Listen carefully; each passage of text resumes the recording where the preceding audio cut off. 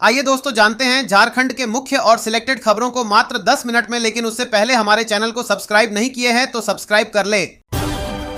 मैया सम्मान योजना को लेकर एक बड़ी अपडेट है। झारखंड की लाखों महिलाओं के लिए मैया सम्मान योजना लगातार राहत और सहारा लेकर आ रही है। हाल ही में राज्य सरकार द्वारा 16वीं किस्त जारी किए जाने के बाद अब लाभुक महिलाओं को 17वीं और 18वीं किस्त की बड़ी खुशखबरी मिल चुकी है। सरकार ने घोषणा की है कि दोनों किस्तों की राशि एक साथ 5,000 के रूप में महिलाओं के बैंक खातों में भेजी जा रही है। इससे पहले कई महिलाओं को पिछली किस्त का इंतजार था, लेकिन अब उन्हें एकमुश्त राशि मिलने से घर के खर्च, बच्चों की पढ़ाई और दैनिक जरूरतों को पूरा करने में आसानी होगी। खास बात यह है कि होली से पहले यह राशि ट्रांसफर करने की प्रक्रिया शुरू कर दी गई है। डीबीटी के माध्यम से पैसा सीधे खातों में भेजा जा रहा है, जिससे पारदर्शिता भी बनी रहती है। मैया सम्मान योजना के तहत राज्य की लगभग 51 लाख महिलाओं को 17वीं और 18वीं किस्त की संयुक्त राशि 5,000 मिलनी शुरू हो गई है। सरकार ने 25 फरवरी से भुगतान प्रक्रिया की शुरुआत कर दी है और पहले चरण में 12 जिलों की महिलाओं के खातों में पैसा ट्रांसफर किया जा रहा है। जिन महिलाओं की पिछली किस्त किसी कारणवश अटकी हुई थी, उन्हें इस बार एक साथ 2 किस्तों का लाभ दिया जा रहा है।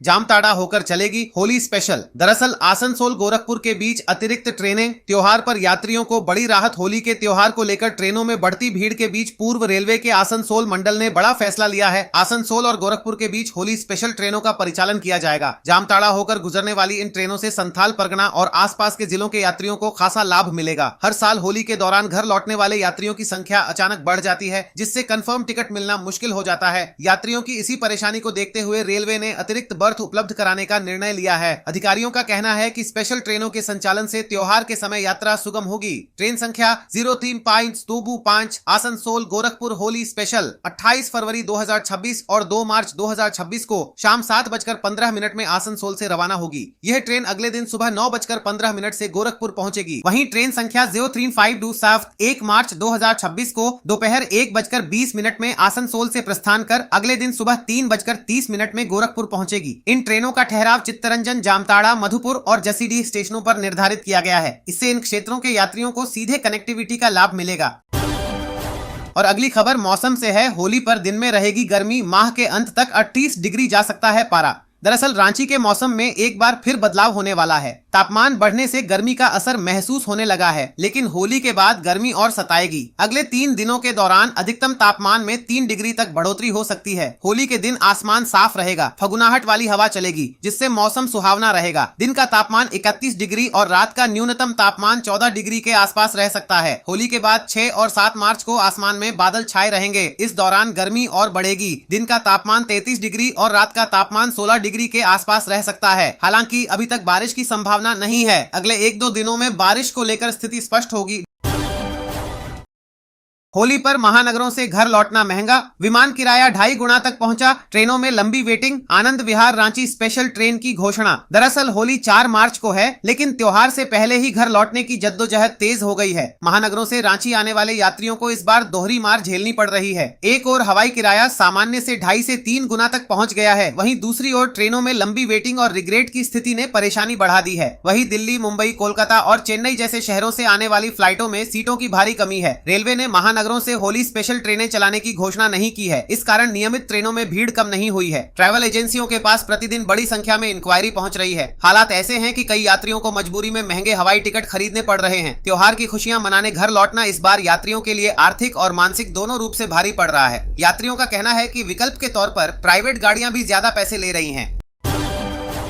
हेलीकॉप्टर एम्बुलेंस जल्द शुरू होगी। सुदूर इलाकों से रांची लाए जाएंगे मरीज। दरअसल राज्य सरकार एयर एम्बुलेंस की तर्ज पर helicopter emergency medical service HIMS शुरू करने जा रही है। अभी सरकारी एयर एम्बुलेंस की सुविधा केवल रांची से है, लेकिन गंभीर मरीजों को राज्य के दूरस्थ इलाकों से रांची लाने में दिक्कत होती है। इसी को देखते हुए सरकार ने सिंगल इंजन हेलीकॉप्टर आधारित इमरजेंसी मेडिकल सेवा शुरू करने का फैसला किया है। मुख्यमंत्री हेमंत सोरेन ने नागर विमानन प्रभाग के प्रस्ताव को मंजूरी दे दी है। प्रस्ताव पहले से तैयार था, लेकिन हाल के एयर एम्बुलेंस हादसे के बाद इसे तेजी से लागू करने की प्रक्रिया शुरू कर दी गई है। सरकार न्यूनतम उड़ान गारंटी के आधार पर इस सेवा पर लगभग 29 लाख रुपए प्रतिमाह खर्च करेगी। बाजार दर के अनुसार सिंगल इंजन हेलीकॉप्टर की सेवा करीब 2.25 लाख रुपए GST अतिरिक्त प्रति घंटा है। 35 घंटे प्रतिमाह की न्यूनतम उड़ान के आधार पर यह खर्च अनुमानित है। अंतिम दर का निर्धारण निविदा प्रक्रिया के बाद L1 दर के आधार पर होगा। डुमरी के फायर ब्रांड विधायक टाइगर जयराम महतो ने कहा, झारखंड के ओबीसी पिछड़े वर्ग के छात्रों के लंबित छात्रवृत्ति नहीं मिलने के कारण पढ़ाई में बहुत दिक्कत हो रहा है। छात्र छात्राएं हमारे झारखंड के भविष्य हैं, हम अभिभावक हैं और छात्रों को पढ़ाना हमारी जिम्मेदारी है। जब तक केंद्र से राशि नहीं आ जाती है, छात्रों को ब्याज मुक्त लोन दिया जाए। उन्होंने यह भी कहा कि अगर ये भी नहीं हो पाए तो विधायक फंड को बंद कर छात्रवृत्ति दी जाए। मेरे विधायक आवास को नीलाम कर दिया जाए, लेकिन छात्रों को छात्रवृत्ति दिया जाए। छात्र हमारे भविष्य हैं, उनके पढ़ाई की व्यवस्था करना होगा। आप वीडियो के माध्यम से देख सकते हैं। माननीय सदस्य जयराम कुमार महतो। धन्यवाद अध्यक्ष महोदय। मेरा प्रश्न बड़ा ही गंभीर है। आज पूरे राज्य को पता है कि आज विगत वर्षों से ओबीसी के छात्र छात्राओं को स्कॉलरशिप नहीं मिला है और इस पर जब भी बातचीत होती है तो विभाग राज्य सरकार केंद्र को दोष देने का कार्य करती है। तो मैं स्पष्ट जानना चाहता हूं, क्योंकि इन्होंने उत्तर में भी लिखा है कि केंद्र सरकार से राशि प्राप्त होने के उपरांत भुगतान की कार्रवाई की जाएगी। तो मान के चलते हैं अगर केंद्र ने राशि का भुगतान नहीं किया तो आप स्पष्ट शब्दों में कह दीजिए कि ओबीसी छात्र छात्राओं को स्कॉलरशिप नहीं मिलेगा। बस हम इतना जानना चाहते हैं, अगर केंद्र ने राशि का भुगतान नहीं किया तो आप देंगे कि नहीं देंगे, एक लाइन में कह दीजिए। काहे इतना मतलब विवाद खड़ा करना, छात्र राजनीति में क्यों पिसेंगे? एक लाइन में, अगर केंद्र ने राशि का भुगतान नहीं किया तो आप देंगे या नहीं देंगे? माननीय मंत्री महोदय। माननीय मंत्री जी। सर, क्लास 1 से 8 तक कोई प्रॉब्लम नहीं है ओबीसी का, क्योंकि सारा पैसा स्टेट देती है। प्रॉब्लम सर 9 और 10 और पोस्ट मैट्रिक का है, और इन दोनों में 60-40 का रेशियो है। अब कानून बना है तो बना है सर, तो हम लोग तो वेट करते हैं, और इसीलिए हम मंत्री जी के पास भी गए, भारत सरकार के पास, और उनको सारा आंकड़ा भी बताए कि आप हमको देंगे तभी मेरा जो मेरा बजट का पैसा है सो खुलेगा। मतलब मेरे पास फाइनेंस रेजुलेशन है फाइनेंस डिपार्टमेंट का कि हाँ, कि वो नहीं देगा तो ये नहीं खुलेगा। जैसे हम मांगने गए सर तो वो सिर्फ 3 करोड़ रुपया दिया हमको, तो उसका 2.5 करोड़ रुपया राज्यांश निकल गया, तो 6 करोड़ रुपया मात्र हुआ। तो ये 6 करोड़ रुपया में तो होगा नहीं। अब हम फिर भी वेट कर रहे थे कि वो अगर आ जाए, मिल जाए, क्योंकि वो आ करके बोले भी कि मंत्री गए थे और हम उसको एश्योर किए हैं कि और ज्यादा पैसा हम भेजेंगे, लेकिन अभी तक वो आया नहीं सर। तो क्या पता आएगा कि नहीं आएगा, हम लोग भी असमंजस में हैं, और नहीं आएगा तो हमारे बच्चों का क्या होगा ये भी हम लोग सोच रहे हैं सर। और इसीलिए हमारे पास बजट में जो पैसा है, क्योंकि उसके लिए एक प्रावधान है कि उधर से आएगा तभी हम खोल सकते हैं, इसको शिथिल करने की आवश्यकता हम महसूस कर रहे हैं सर। हमको देना है सभी ओबीसी बच्चों को, उसको आगे बढ़ाने के लिए हमको महसूस है इस बात को। इसलिए सर करीब करीब हमारे पास काफी इतना पैसा है जिससे कि ये संभव हो जाएगा। बजट के अनुसार 275 और 9-10 के लिए 39 करोड़ और 275 करोड़ है हमारा पोस्ट मैट्रिक के लिए, इतना पैसा है। तो ये शिथिलीकरण के लिए हम लोग लेटर लिख रहे हैं। कल हमने पित पत्र भी जारी कर दिया सेक्रेटरी को कि आप इसका वैकल्पिक व्यवस्था करें। केंद्र नहीं देगा तो उसकी बात है, मत देने दीजिए, हम क्या करेंगे उसको बात बताइए, मेरे पास बजट में है उसको क्लियर करिए। तो हमने लिख दिया है, कुछ दिनों में हम लोग इसका व्यवस्था करेंगे। पिछले कल के अनुसार हम शायद लगता है कि इसको हम लोग ठीक कर लेंगे। चलिए जयराम जी, अच्छा उत्तर हुआ। यानी ठीक है अध्यक्ष महोदय, 1 साल से ज्यादा हो चुका है, तो वही तो हम कह रहे हैं, अगर केंद्र नहीं दिया तो क्या आपके पास विकल्प है, क्या तैयारी आपके? नहीं तो जयराम जी सर, आप शायद ध्यान से 1 साल से ज्यादा हो चुका है। नहीं, सही बात हो चुका है, सही बात है। केंद्र आपका सवाल को मंत्री जी स्वीकार भी किए और पित पत्र भी लिख चुके हैं। ये उत्तर नहीं हुआ। अच्छा, हम थोड़ा सा उनके आंकड़ों के अनुसार ही जानना चाहेंगे मंत्री जी से कि 2023-24 में कितना राशि स्कॉलरशिप के लिए भुगतान किया गया था 2023-24 में? माननीय मंत्री जी, 2023-24, हालांकि 2023-24 में आप शायद नहीं थे, फिर भी थोड़ा सा जानकारी हासिल करके। सर 23-24 में ठीक है, हाँ बोल रहे हैं, बोल। ये तो लिखा हुआ 23-24 में 67.88 करोड़ हम लोगों ने डिमांड किया था, उसके बदली में 7.35 आया, केंद्र का हिस्सा इतना ही आया।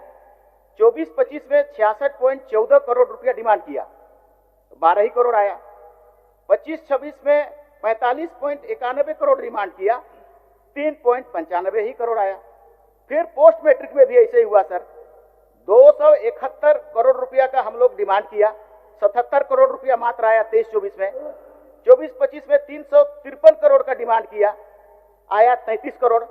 अभी 25-26 में 370 करोड़ का जरूरत है, उसमें 0 जीरो आया, एक वो नहीं आया, तो नहीं आ रहा है तो क्या करेंगे हम लोग सर? वही तो मैं कह रहा हूँ कि ठीक है, मैं एक सुझाव देना चाहूंगा। बताइए सुझाव बताइए। मैं एक सुझाव देना चाहूंगा कि जब तक केंद्र का अंश नहीं मिल रहा है तब तक आप तमाम छात्रों को ब्याज रहित ऋण दे दीजिए। जब अंश आ जाएगा आप काट लीजिएगा। ये बहुत गंभीर विषय है। और नहीं तो जो विधायक निधि है नहीं दीजिए। ऐसे भी हमको 5 करोड़ में क्या बनाते हैं, पीसीसी बनाते हैं। पीसीसी नहीं बनेगा तो हमको कोई फर्क नहीं पड़ेगा, लेकिन अगर 5 साल बच्चे नहीं पढ़ेंगे तो इस राज्य को फर्क पड़ेगा, इस राज्य के भविष्य को फर्क पड़ेगा। इसीलिए आप 5 करोड़ का जो विधायक निधि देते हैं वैसे उससे कुछ काम नहीं होता है। पीसीसी, गली, फाइबर ब्लॉक 200 फीट 250 फीट का काम करते हैं, जो अगर 5 साल 10 साल नहीं होगा तो फर्क नहीं पड़ेगा, लेकिन बच्चे नहीं पढ़ेंगे मंत्री जी, फर्क पड़ेगा, एक जनरेशन में गैप आएगा। तब उसे रोक दीजिए। करिए, हम लोग को इतना महंगा आवास दीजिए, कर दिए, मेरा ही आवास को पहले नीलाम कर दीजिए। हम गार्जियन हैं और गार्जियन होकर अगर गार्जियन आपके बच्चे नहीं पढ़ेंगे स्पीकर साहब तो क्या करेंगे, कुछ उपाय करेंगे? माननीय सदस्य, नहीं, मैं सुझाव दे रहा हूं कि आप उनको ऋण दीजिए। भावना से नहीं, तो 1 साल बीत चुका है, 1 साल बीत चुका है। भावना कुछ 15 दिन के लिए होता है, भावना 15 दिन के लिए होता है, आपका भावना सही है, आपका भावना सही है। मैं तो सुझाव दे रहा हूँ कि उनको ऋण दीजिए, बिना ब्याज के ऋण दीजिए। हम सेंट्रल गवर्नमेंट क्यों बोलेंगे? हम एक विधायक, हम राज्य सरकार को बोलेंगे। कौन सा बोली हम सेंट्रल गवर्नमेंट बोलेंगे? चलिए, हम सेंट्रल गवर्नमेंट से डिस्कस करने के लिए नहीं आए हैं। हम विधायक, हम राज्य की सरकार से पूछेंगे। माननीय मंत्री जी, हम राज्य सरकार से पूछेंगे। बैठिए, बोल रहे हैं। ये ऋण का बात नहीं है। हमने जैसा आपको कहा सर, मैंने क्या कहा? मैंने ये कहा कि पीत पत्र हमने जारी किया है वित्त विभाग का रेजुलेशन को शिथिलीकरण करने के लिए। तो क्यों ऐसा किया? पैसा लाने के लिए। ज्यादा से ज्यादा जल्दी से जल्दी पैसा आएगा, हम लोग डिस्ट्रीब्यूट करेंगे। लेकिन हम केंद्र का हिस्सा है तो उसको देना उसका ऑब्लिगेशन था कि नहीं था? उसको वेट करेंगे कि नहीं? वेट कर रहे थे, नहीं आया तो अब हम अपना प्रक्रिया शुरू कर दिए स्टेट का पैसा देने के लिए। कुछ समय लगेगा, कर देंगे हम लोग। ठीक, कर देंगे। अध्यक्ष महोदय, इससे संतुष्ट थोड़ी हो पा रहे हैं। आप नहीं दिया केंद्र तो क्या करेंगे? वही एक लाइन बोल दीजिए। नहीं, हम कुछ नहीं, बोल दीजिए एक लाइन में कि अगर केंद्र का अंश नहीं आया तो राज्य के ओबीसी छात्रों को स्कॉलरशिप नहीं देंगे। जयराम जी, माननीय मंत्री ने बड़ी उदारता के साथ आपको जवाब दिया। एक मिनट महोदय, आदरणीय मंत्री जी से भी हम कहेंगे 1 साल से ज्यादा हो चुका है। हाँ, ठीक है। विलंब के लिए मंत्री जी को भी दुख है, तकलीफ है, और उन्होंने इसको भुगतान कराने की दिशा में पीत पत्र लिख चुके हैं। एक नियम है, उस नियम को सिर्फ शिथिलीकरण करने के लिए। तो जैसे ही शिथिल हो जाएगा भुगतान करेंगे। बच्चों, हम बोल रहे हैं, तब तक ऋण दे दीजिए ना, बिना ब्याज पर ऋण दे दीजिए। अब माननीय मंत्री जी बताएंगे इनका विकल्प क्या है। मंत्री देखिए, ये गंभीर विषय है। क्या है? बिना ब्याज पर ऋण दीजिए, और जब केंद्र का अंश आएगा, जब आप स्कॉलरशिप दीजिएगा, आप काट लीजिए। सर, ऋण एक तो सरकार या विधि या विभाग, बैठिए जयराम जी, सिस्टम से चलता है ना सर। अब वो ऋण कहाँ से आएगा? कौन जगह से, कौन फंड को हम देंगे ऋण? हमारे पास जो स्कॉलरशिप का चीज है उसी पर हम सॉल्यूशन निकाल सकते हैं। ऋण हम कौन वाला पैसा को देंगे? क्योंकि मेरे पास तो कोई पैसा है नहीं ऋण देने के लिए। इसीलिए इसका सॉल्यूशन यही है जयराम जी, हम लोग जल्दी से जल्दी करें सब मिल करके, और उस पैसा को निकाले जो राज्य के पास है उसको हम लोग दे दें। जल्दी करें इस पर। थोड़ा समय दीजिए जयराम जी, थोड़ा समय प्रयास करें। क्योंकि और भी माननीय सदस्यों को सवाल पूछना है, लेकिन हम संतुष्ट हो पाए, ना राज्य के छात्र संतुष्ट हो पाए। बाकी माननीय मंत्री महोदय, आप लोग क्या कर रहे हैं नहीं कर रहे, लेकिन आपके माननीय सदस्य ने जो कहा कि आप केंद्र से पूछिए, गलत बात है। हम एक विधायक हैं, हम केंद्र से पूछने के लिए नहीं आए हैं, हम राज्य सरकार माननीय मुख्यमंत्री से पूछने आए हैं, हम विभागीय मंत्री से पूछने आए हैं। तो ये आप 2 साल कीजिए, हमारे साथ ये नहीं कर सकते हैं। होली पर 4 मार्च को ओपीडी रहेगी बंद, रिम्स और सदर में इमरजेंसी चालू रहेंगी। दरअसल होली के दौरान संभावित दुर्घटनाओं और स्वास्थ्य संबंधी समस्याओं को देखते हुए शहर के अस्पतालों ने विशेष तैयारी कर ली है। अस्पताल प्रबंधन के अनुसार इमरजेंसी वार्ड में पर्याप्त संख्या में डॉक्टर और नर्स मौजूद रहेंगे ताकि जरूरत पड़ने पर तुरंत इलाज मिल सके। वहीं गंभीर मामलों के लिए जरूरी दवाइयों और उपकरणों की भी व्यवस्था कर ली गई है। ब्लड बैंक को भी अतिरिक्त ब्लड की व्यवस्था रखने के निर्देश दिए गए हैं। रंगों और नशापान के कारण होने वाली घटनाओं से निपटने के लिए डॉक्टरों और पैरामेडिकल स्टाफ की अतिरिक्त ड्यूटी लगाई गई है। होली के अवसर पर सिर्फ 4 मार्च को रिम्स और सदर अस्पताल रांची में ओपीडी सेवाएं बंद रहेंगी। हालांकि मरीजों की सुविधा को ध्यान में रखते हुए इमरजेंसी सेवाएं पूरी तरह चालू रहेंगी। अस्पताल प्रबंधन ने बताया कि किसी भी आपात स्थिति से निपटने के लिए डॉक्टर, नर्स और अन्य स्वास्थ्य कर्मियों को ड्यूटी पर तैनात किया गया है।